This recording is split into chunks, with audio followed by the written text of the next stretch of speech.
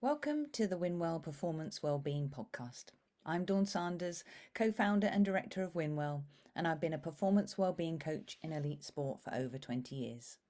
I'm keen to explore what it means to win well, and in this series of podcasts, we dive deep into the lives of people who are trying to do just that in high-pressure, high-performance environments, balancing the demands of success with self-care.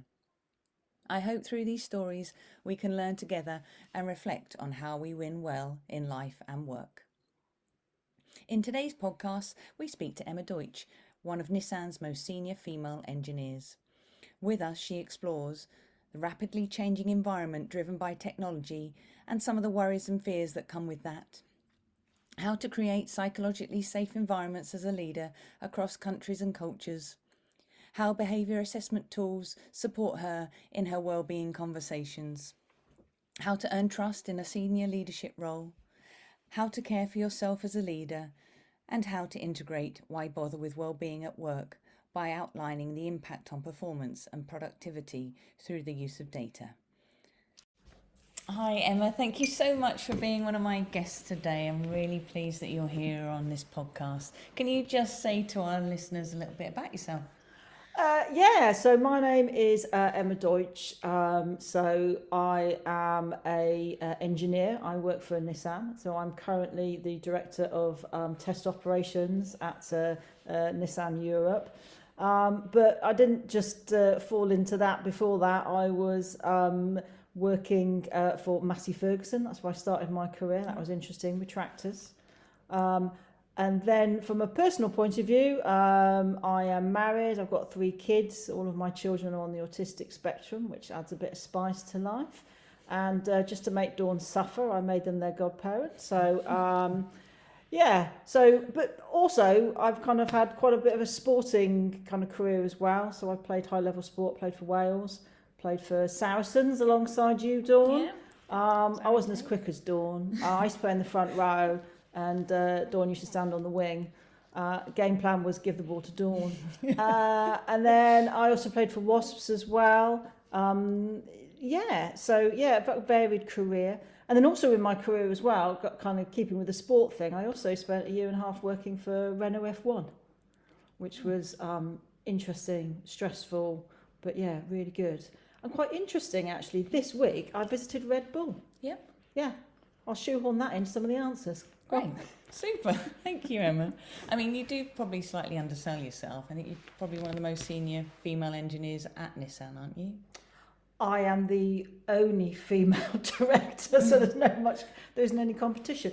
No, there's 2 of us. There's me and my friend Sonia, and she's based in Spain. So, yeah, I've been I think the most highest ranking female in Nissan Europe since they started. Technically. Yeah. I mean, we've got directors in, marketing and the commercial side of things. So, yeah, it's been a bit of a journey, to get to that point, that's for sure. Oh, huge admiration for you, Emma, in doing that. You always undersell that, I think, about yourself. So in your mind, we're looking at performance environments and performance cultures and performance well-being. What makes engineering a performance environment for you? Look, engineering is, we're in a technology transformation culture, right? They call it Square T. So there has never been such a massive change in technology in anybody's lifetime. So it is all about technology, and it's all about that transformation. And with that becomes the performance benefits, and also sometimes the well-being benefits, but also the detrimental side of it. So you've got a culture and you've got a business that's rapidly changing its technology. Yeah. We're going from petrol engines to electric engines, which everybody seems to think is the same. Oh my God, it's completely different. It's a different vehicle, it's different technology, and it's got this really exciting potential for all sorts of other things from autonomous drive to massive leaps forward in vehicle safety. So, which is brilliant. And the customer's going to have a fantastic time driving an electric car. But they're also going to not have a very good time with range anxiety. How do I charge this darn thing? What have I really bought? Now it's expensive. What are these cars coming from China? And then with that technology, you've got the technology of how we do the job. So you've got AI. Yeah. And now I love AI. I mean, everybody else is like frightened of AI. I blooming love AI. And I think it's got a wealth of opportunity to help us with technology and grow technology, but also to help us as individuals. You know, we were talking at work today about how we should think of AI, and AI is like the assistant to free us up so we can think more, so that we can have that time to be more creative. So it's, you know, the technology and performance are just hand in hand in the automotive industry, and the people that embrace it are going to move forward, and the people that don't are going to fall to the wayside, and very, very quickly, I think. So with that, all that change happening in that environment, in that culture, you know, what does performance well-being mean amongst all of that? So it's a tricky one to navigate. So a lot of people are scared of what's happening, and that's okay. That's okay. And so their well-being is, they're worried. Some people are worried about their jobs. Yeah. Some people are worried that they can't upskill quick enough for it. But also within that technology side of things, there is the ability to take away those jobs that they find really boring, like, you know, massive spreadsheets and all that kind of stuff. I mean, Excel is a wonderful thing, but oh my God, it drives me nuts as well. So there's that ability to use it in a positive way, but there are people that are frightened of it, and that's what we've got to try and overcome. So a lot of what I do at work when we talk about performance transformation is we talk about how it's a really simple thing. You know, the tools are quite simple that we've got, and trying to explain that to people and explain the benefits of it to help them with their performance. So people are slightly worried, concerned, fearful of perhaps how technology might replace them, even if technology might replace the things that they don't like doing. Yeah. So how do you support those people? You know, if they're fearful and anxious of the future, how do you support them best to thrive in that environment? Well, part of what we're doing at Nissan is I'm part of a group, so I lead a group looking at culture and behaviour across all of the team. So part of that is trying to make psychological safety. So Amy Edmondson, psychological safety, really good. Yeah. So what we've been doing is we've been trying to teach people about how to create psychological safe environments, so people are free to ask the questions, that they can collaborate better within the team. So looking at the culture that we've got to make people that when they have got concerns and worries that they're actually talking about it. So we've got amazing psychological safety within our teams at Nissan. What we are struggling with is that psychological safety across teams. So we work globally, and there's a very different psychological safety and perception of well-being, somebody who's in the UK or in Spain versus somebody, for example, who's in a Japanese head office. So we've got those global barriers of what that means to people, but also just even across teams as well. So if people know each other, you know, you have that kind of like rapport, and it's fantastic that we have that at Nissan, that they'll talk to each other, and we encourage people to talk to each other. Yeah. But when they look across teams, it's like, well, I don't want to seem vulnerable. So part of what we're doing, and you've got to remember, it's a room full of blokes. So we've got like 2,000, you know, blokes, basically engineers, trying to get them to have those conversations and talk about how they feel about things. You know, at the moment, technology transfer, how do you feel? I feel fearful. So trying to say it's okay to have that conversation, and let us help you, because if you think it, there's about 5 other people probably in the same room that think it as well, and like asking the stupid question. So one of the things that I do is that if I'm in a room, I'll ask the obvious question, mainly because I don't know, because, you know, especially when we talk about, I mean, I'm a mechanical engineer, so all the electrical stuff, I'm like, what are you put my hand up, what are you talking about? So just encouraging people to ask those types of questions. So yes, psychological safety is really big. We've also done a big thing on getting people to understand themselves better. So DISC, I can't remember what the acronym is. So understand yourself better, and where you come from. So majority of engineers are very transactional. So they want data, they want facts, they want a graph. They want to know, okay, show me that in the data, you know, come and give me a PowerPoint, because they want to see something. Yeah. And then we have a small population of people like myself who want to tell a story. So it's understanding that, you know, actually at work we talk about our colours. So I'm yellow green. Yeah. which means yellow-green means that I tell a story, it's an emotional attachment to things, but I can flip into blue because everybody around me is blue. So blue is the, they want the logical pattern, and the red's the dictators. We've got a few of them. I can go into red, but that's normally at home when I'm telling the kids to go and have a bath. So it's understanding where people are. So my immediate boss is blue-red. So he's transactional, and he's the senior vice president of the company. Of course he's red. Of course he's going to give me direction. But that's not how I work. But because we've done this disc, because I know where he is and he knows where I am, he'll ask me how I am and I'll tell him a story, and he's okay with that. And then I try and give him very short data, facts and graphs. Yeah. But until we did that activity, we wouldn't have known that. I think he'd have been really frustrated with me, with the way I work. And I'd have been like, well, he doesn't care how I feel about things because he's not asking me those questions. So it's picking those tools that you need to help that communication across the company. So, those personality profiling tools, insights, how we communicate, how we are under pressure are just hugely important, aren't they, in the team, for us to better understand each other and be able to bring our whole selves and what our needs are and how we're all different in that. I'm very green in my profile, caring, need to feel supported by people, everyone feels supported, that they're all part of that team discussion, I think is important to me. We're all different, aren't we? But it's sort of how do we know that of one another, I guess, to better support one another and get the best out of each other. Yeah. And the amazing thing is you find out, so there was a Japanese director, Takeda-san, who I was always quite fearful of having a conversation with him because I thought this guy is got to be red-blue. Because he's Japanese. And we did this activity and it turns out he's got exactly the same profile as me. Right.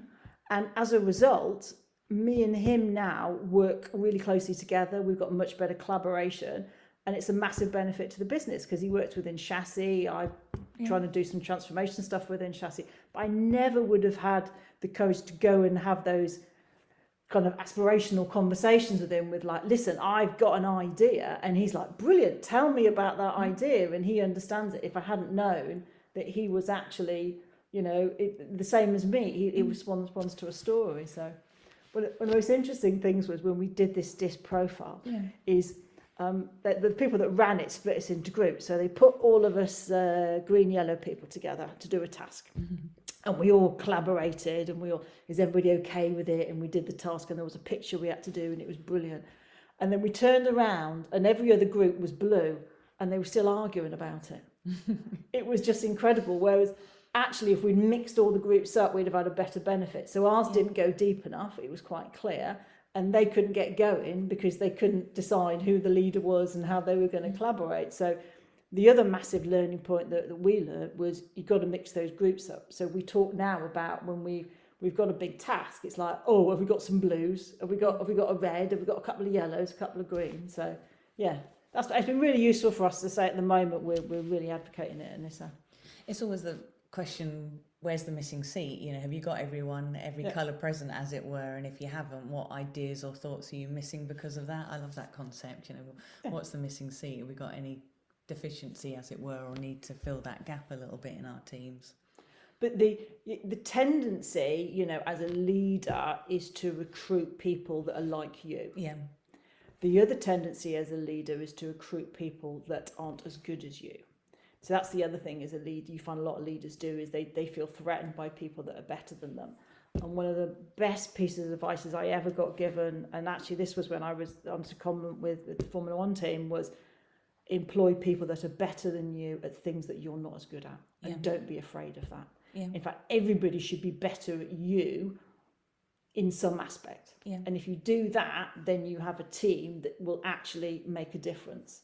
And you do see that, in certain groups and certain industries where that leader is frightened to kind of pull somebody into the team that's better than them, that can perform better than them. But if you guide them, these people, it should never be a threat to you. It should never be a threat to you. It's always going to be beneficial at the end of the day. But it's a difficult thing as a leader to do, I find. That ego. Yeah. I think because I've got my position, at the age of, how old am I? 52? How old am I, Dawn? Yeah, 52. 52, there you go. At 52, I don't care now. It's like, I want everybody better than me. Yeah. I want everybody better than me at everything, because I want to make sure that what I'm doing, that they're there to carry that on at the end of the day. So, yeah. So with the care of those individuals, you know, got people who are better at some stuff than you. You've got people who better understand each other now because of that profiling and that communication you've got with them. What else as a leader do you try and implement to enable everyone to thrive in your environment? I think communication is key, really, really key. But I think one of the other things is getting to know those individuals and what makes them tick and what makes them drive. What's their motivator? You know, why are they coming to work at the end of the day? You get some people that are there for the money. They're there for the money and they just want to do the overtime, and because they're at that point in their lives where they want to buy a house or they want to buy a car. You've got the people there that are, oh, hello, Blake. You've got the people that are there that are wanting to, you know, they're near retirement and they're thinking about their legacy, and you're trying to encourage them to, like, not wind down, but actually to leave something behind. You get the youngsters that are there that are so enthusiastic and think they should be the CEO tomorrow, and trying to kind of guide them and help them on the career, but really understanding where they are. And it goes in cycles as to where they are in their lives. And I think you have to manage people differently dependent on where they are in their lives and what they're doing and what's important to them. You know, we got a couple of guys at the moment who are trying to start a family.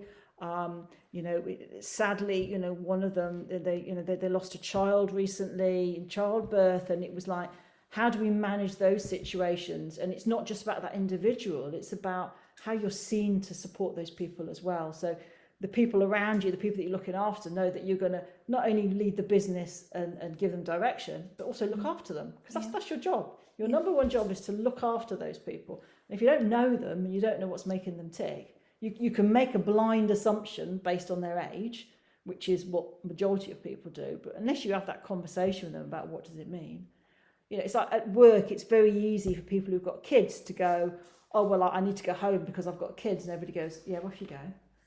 But what about that guy who doesn't have kids, but actually what's really important to him is his golf handicap? And you go, well, yeah, he's playing golf, so he should stay. And you're like, no, actually, that's really important to him. Yeah. And that's really important to his well-being and his mental health. So it's kind of making those, like I said, understanding people and understanding what they need at what point in their lives, I think super important. Yeah. And then also as a leader, once you've got their trust and they know that you're looking after them, you then have the ability, when something really is going wrong, to go, we just need to do this now. Yeah. And I wouldn't be asking you this if it wasn't really, really important. So, yeah, kind of understanding their whole person and bringing their whole selves to work, knowing there's going to be some challenges in life that can't help but leak into work and vice versa. But knowing when you need to, because they trust you, because they feel you're supporting them. They know when the pinch points come that you can draw upon them for that. Yeah, exactly. So it's earning their trust. Yeah. And you don't, people think that, you know, I've been given that job, so therefore they trust me. It's like, no. If anything, when you get that job, they don't. They're watching and waiting to see what you do. And you have to earn that. Yeah. And it's really simple things. It's saying hello to everybody in the morning. Yeah. It's saying goodbye to people. You know, it's acknowledging when somebody's up against it and going and just saying, are you okay? Is there anything I can do for you?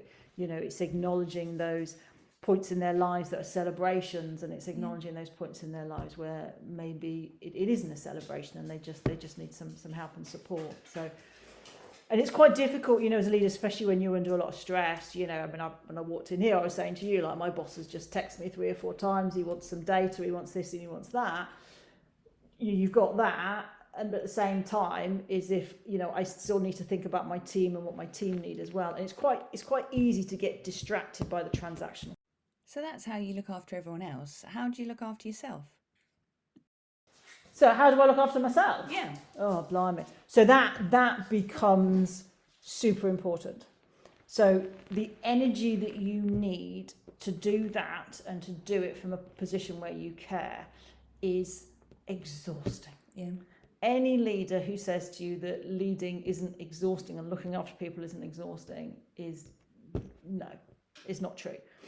So you've got to manage your energy, and you've got to like really look at things that motivate you. So first of all, you've got to look after your health. Yeah. So I will run a couple of times a week. I'll go to the gym. That's what kind of recharges me physically. Yeah. And then I've got to look at how mentally I can recharge myself. So any time I can spend with my kids or my family is recharging those batteries. But also at work. So I have an analogy of a battery at work. And when I'm at work, I go to work with a full battery. Yeah. And then during that work, people suck the battery, and it goes down. And unless I have to refill that battery at work. And you need to acknowledge that. Yeah. So the way I refill my battery at work is I have a couple of subjects that I work on that I weirdly love, right? Yeah. And it will seem really weird. So capital expenditure. Right. No one will ever say this on any other podcast in the world. But it recharges my battery. I've got a fantastic lady that I work with called Sally Stacey. She's brilliant. She's a breath of fresh air. And we basically manage all the capital expenditure technically across the UK. And people come to us with such enthusiasm. We're dealing with gadgets. I love a gadget. So it's gadgets, it's new technology, it's shiny things in boxes that we get out and we try and see if we can make it work. You know, it's massive £1 million installations of new test rigs. It's brilliant. It just really resonates with my inner engineering geek. So I love that. So that will recharge my battery. There's other subjects as well. So I originally started in water ingress and closures testing. So sometimes I'll go into that group, okay, what are you doing? And I'll go and help as an engineer. I'll go, okay, right, I'm not the director anymore. Let me help you as an engineer. And I'll be, looking at the vehicle and helping them find concerns and things across the vehicle. I think it annoys them sometimes, but I'm recharging my batteries. I'm going to my roots, things that motivate me. And then I try every day to go for a walk at work. And I'll go for a walk and I'll listen to a podcast. I'm listening to I love history. I'm listening to a history podcast. And I started it just before lockdown, thinking, we'll have that done by the end of lockdown.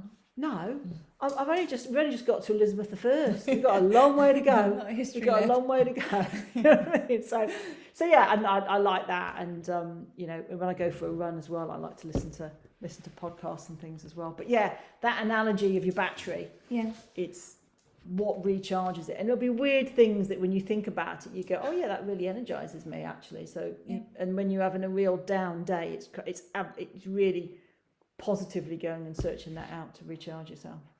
So physical health, spending time with your family, kind of listening to podcasts, walking, but also I loved hearing you say about like finding those projects or those little things that excite you. You could even hear it in your voice when you were talking about those things that perhaps I may not understand all that well in my world, but you can hear your energy for that kind of stuff coming through. And like you said, Emma, like intentionally going after it, I think is really important, rather than actually doing it when there's a problem or a challenge or you're not feeling so great.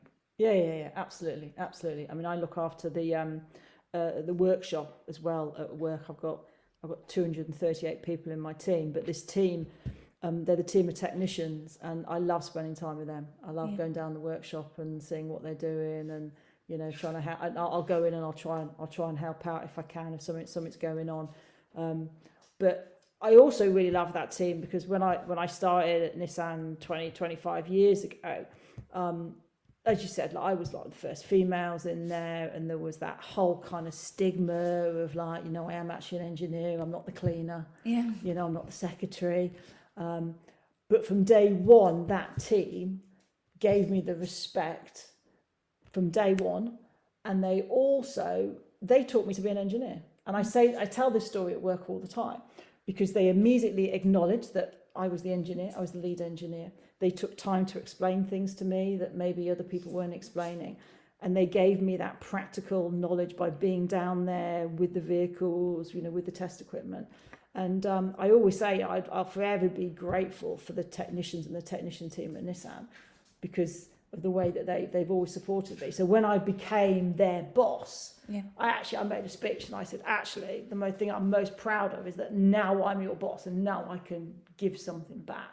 So whenever I'm in any director's forum, the thing I say most is, but what about the technicians? because I've got the only group it's not just engineers, test engineers. I've got the technicians. I've got a group in Spain as well, and I've also got a group in Germany. So the diversity of my team is quite extraordinary sometimes. But that team as well, to be able to now give back to that team and look after that team is I think is really, really special. Yeah. An element of gratitude and showing thanks for how people have developed you is a massive part of wellbeing. Yeah, absolutely. Yeah. And it gets repaid back. You look after somebody, and it gets repaid back. 100 times over. It always does. So that kind of, if I can help you, I will. Yeah. But again, that's exhausting. That'll power out your battery. Yeah. Giving and helping people and stuff can be really quite overwhelming, especially if you've got other things going on. The boss is asking you to do something, you've got a deadline, he wants another flipping PowerPoint, all that kind of stuff. And that person just wants to spend 10 minutes talking to you about something that's going on at home, or they want a mentoring conversation, they want to talk about their career, and you have to kind of stop and focus in on that person, and that can be quite challenging. Yeah. And talking of those challenges, what are the things that perhaps impact your well-being in that environment? I think, when somebody comes to you with something quite big, that can, and it sits with you, and it can be from the really extreme things. Sadly, a couple of weeks ago, we had a lady that was working with us that sadly passed away. She'd battled cancer for many, many years, and she'd passed away. And I kind of got that news, and I had to go around and tell people the news. And she was quite well loved as well. And that was quite difficult. That was quite a difficult day, because it was dealing with people's emotions. And as I said, it's a bunch of blokes. They don't do emotions. And dealing with that, this person's going to get emotional, and how do I allow them to be emotional but not embarrass them? Yeah. And that's pretty tough with a room full of blokes. Pretty tough. But there's those difficult situations. The situation that's not the norm.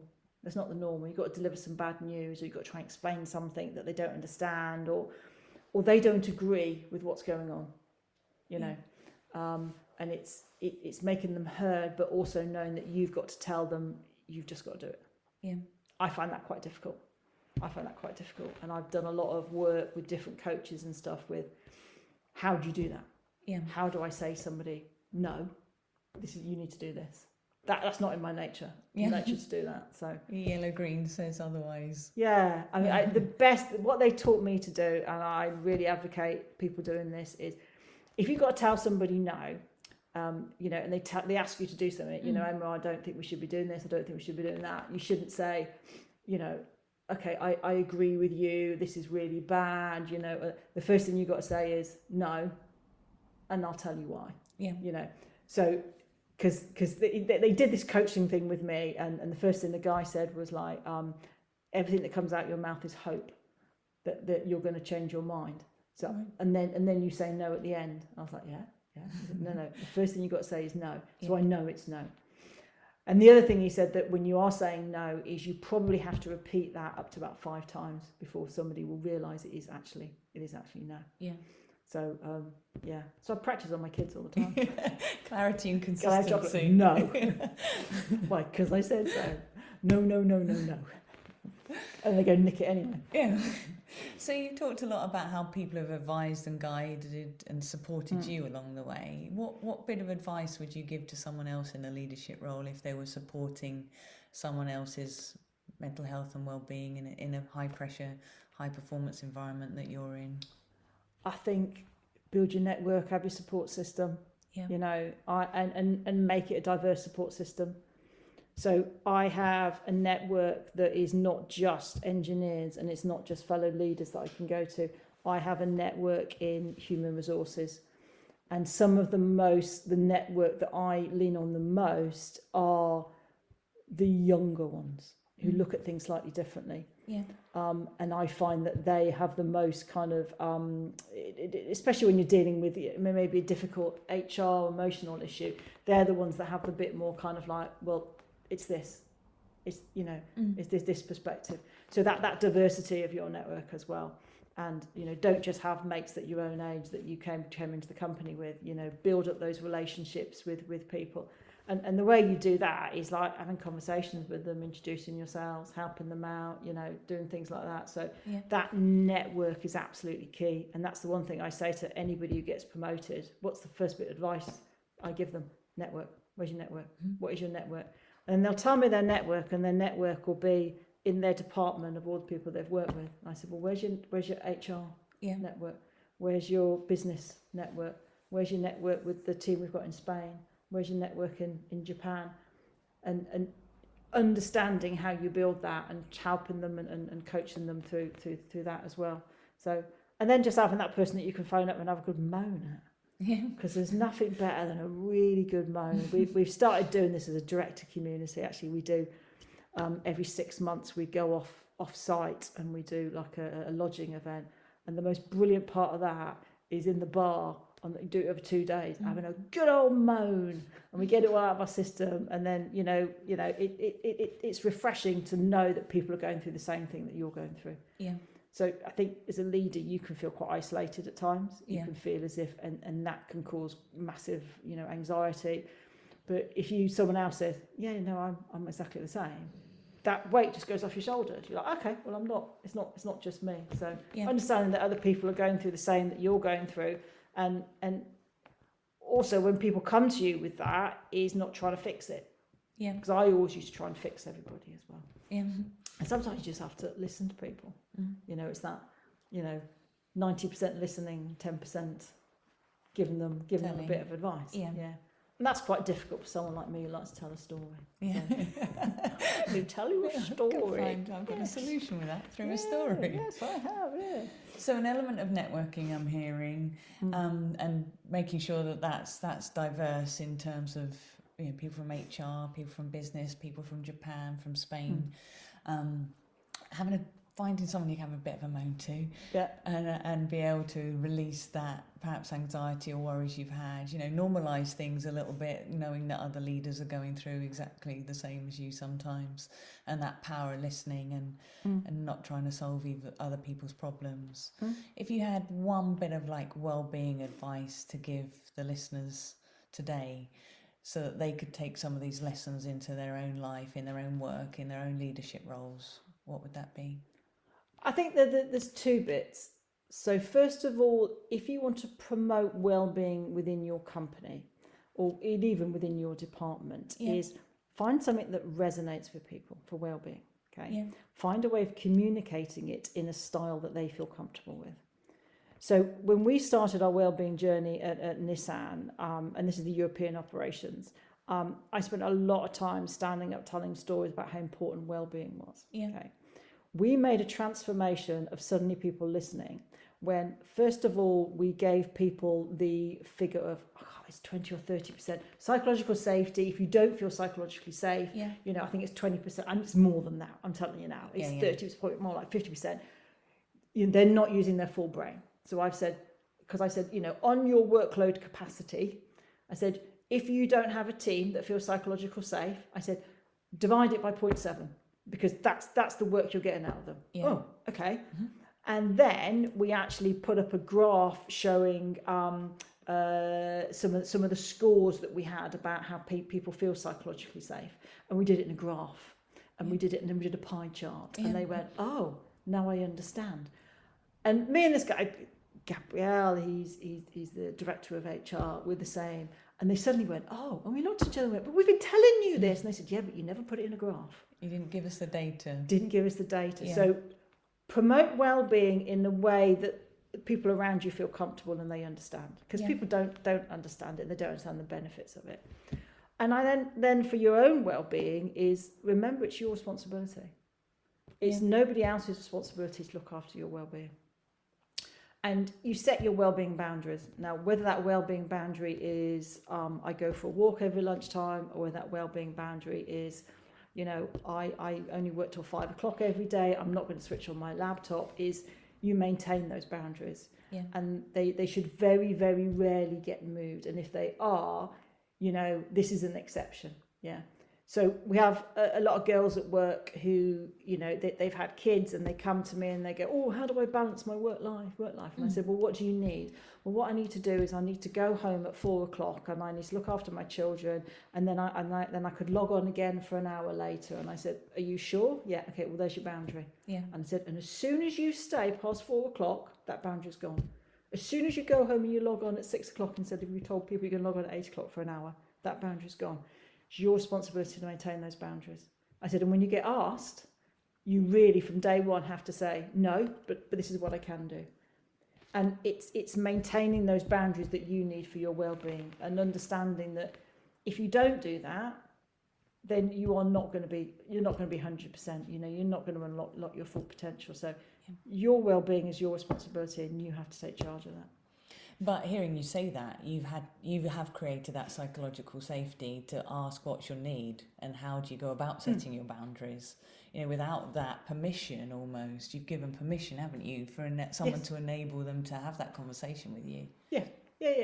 And if they're not having those conversations at work, you tell them about those conversations. You say, I'd like to have this conversation with you. Yeah. You know, especially when you're talking about how you feel and how it's impacting you, and someone can't say to you, well, you don't feel like that. Can't have a conversation like that, can you? You know, and a good leader should be like, well, tell me more, tell me what I can do. Yeah. You know, so it's that unleashing people's potential, unleashing their, you know, so you get 100% of them, so we don't have to multiply our workload capacity by 0.7 because we're making everybody feel psychologically unsafe. Yeah. But as soon as we can make that, you know 0.9, I said we've got 20% increase in efficiency. Yeah. You know, so it's like I said, it's finding a way that people can understand and they can resonate with. So you've made the business case, you've made the performance impact, you've given a why bother really, haven't you, by doing that, and people can see that through the data that you're presenting to them. Therefore, people are more likely to want to have those conversations with people they care for or lead or manage. Yeah, because who doesn't want a 20% increase in efficiency? Yeah. Well, lots of people who do maths do, because that's what we did in Nissan. We just went, here's some maths for you to tell you about well-being. And that was quite tricky. It was like to make maths into well-being into maths. So, but that's what worked for us. And we still today, when we want to do something new at Nissan, we make it into maths. Yeah. And it works. Yeah. Always thinking how we're going to turn this into maths. We turn everything into maths at Nissan. Right. Yeah. Well, thank you so much for your time, your insight, your honesty with me today, Emma. I really do welcome you sharing that. There's lots for people to consider really in terms of what it means for them as a leader and an individual, in terms of their well-being and the well-being of others in their care. So thank you so much for sharing that with me today.